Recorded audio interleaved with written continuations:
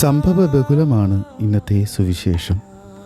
അത്തിവൃക്ഷം ഉണങ്ങുന്നത്, ദേവാലയം ശുദ്ധീകരിക്കുന്നത്, പ്രാർത്ഥനയെക്കുറിച്ച് ഈശോ പറയുന്നത്.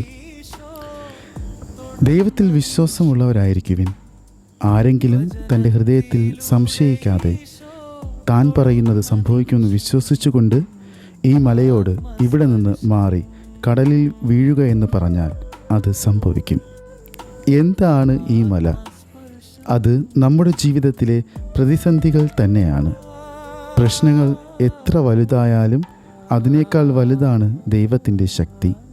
മലകളെ കണ്ട് ഭയപ്പെടേണ്ട, മലകളെ സൃഷ്ടിച്ചവനൊപ്പമുണ്ട്. പ്രതിസന്ധികൾ ദൈവത്തെ മറയ്ക്കാൻ ഇട നൽകാതിരിക്കാൻ വേണ്ട കൃപയ്ക്കായി പ്രാർത്ഥിക്കാം. മലകളെ കണ്ട് ഭയപ്പെടേണ്ട, മലകളെ സൃഷ്ടിച്ചവൻ ഒപ്പമുണ്ട്.